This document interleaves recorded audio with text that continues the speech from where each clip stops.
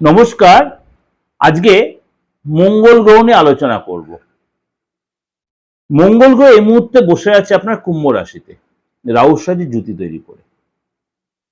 এই মঙ্গল গ্রহ খুব শীঘ্রই বৃহস্পতির রাশি মীন রাশিতে প্রবেশ করবে। অলরেডি সেখানে শনি মহারাজ বসে আছে এবং সূর্যদেব রয়েছে জুতি তৈরি করে। সূর্যদেব এবং শনি মহারাজ এখানে বসে আছে জুতিতে, শনি অস্তগামী অবস্থায়, সূর্য নর্মাল অবস্থা, অর্থাৎ সূর্যের সঙ্গে জুতি হয়েছে। সেখানে মঙ্গল ট্রানজিট করবে কবে? 2 এপ্রিল। মঙ্গল ট্রানজিট করবে 2 এপ্রিল 3:37 দুপুর 3:37।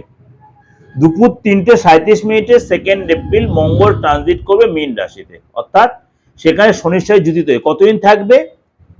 11ই মে পর্যন্ত। 11ই মে অর্থাৎ 2 এপ্রিল টু 11th মে মঙ্গল কিন্তু এই মীন রাশিতেই শনির সাথে জুতি তৈরি করবে। তাহলে শনি মঙ্গল সূর্য জুতি তৈরি হবে, অর্থাৎ ত্রিগ্রহী যোগ হবে। আবার মানে শনি মঙ্গল একটা যোগ তৈরি হচ্ছে, শনিও ক্রূর গ্রহ, মঙ্গলও ক্রূর গ্রহ। দুটো ক্রূর গ্রহ যখন একসাথে জুতি হয় তখন কিছু কিছু রাশির জন্য ভালো হয়, কিছু কিছু রাশির জন্য সাবধানতা ও সতর্কতা অবলম্বন করতে হয়। সুতরাং এই যে 2 এপ্রিল মঙ্গল গ্রহ মীন রাশিতে গমন করবে, মঙ্গলকে আমরা বলি শনি হচ্ছে কর্মের দাতা, ন্যায়ের দাতা, এবং মঙ্গল হচ্ছে যুদ্ধ, সাহস, বীরত্ব, ভূমির কারক গ্রহ।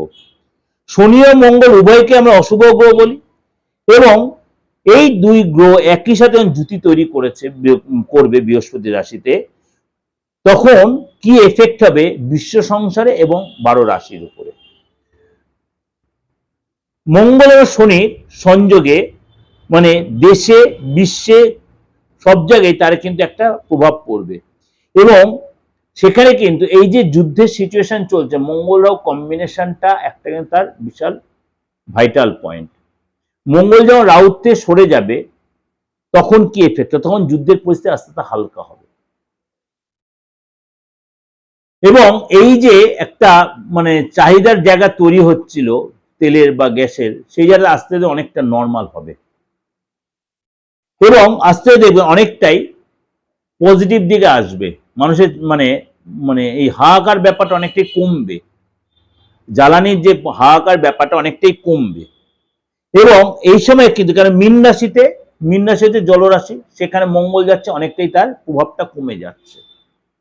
অলরেডি শনিও অস্ত অবস্থায় জল মানে মানে সেখানে রয়েছে, সেখানে অনেকটা প্রভাবটা কমিয়ে দেবে, মঙ্গলের যে উগ্রতা অনেকটা কমবে।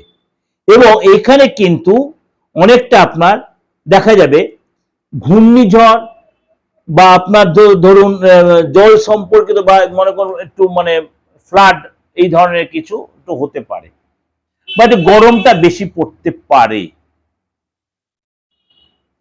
কিন্তু গরমটা কম কখন পড়বে? যখন দেখা গেল আপনার এই বৈশাখ মাসটা বা এই চৈত্র মাসটাতেই দেখা গেল, অর্থাৎ এই এপ্রিল মাসটাতে আপনার অনেকটাই আপনার ঠান্ডা অনুভব করে, মাঝে মাঝে আপনার এতটাই কালবৈশাখীর মধ্যে বৃষ্টি হবে।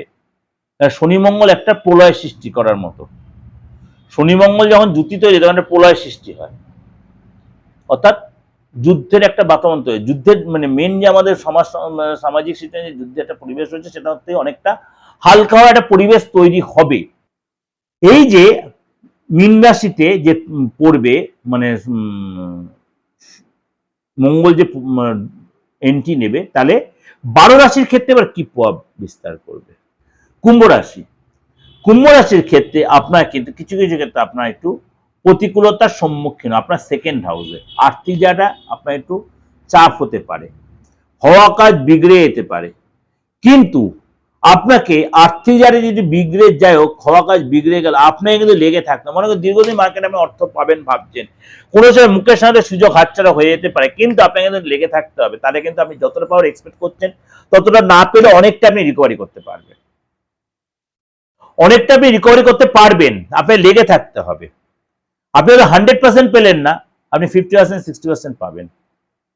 তার জন্য আপনাকে কি করতে, অনেক বেশি কায়িক পরিশ্রম করতে হবে, সেই লোকটার পিছনে লেগে থাকতে হবে, সেই প্রতিষ্ঠানের মধ্যে লেগে থাকতে হবে, তাহলে আপনি সেখানে কারেক্ট করতে পারবেন।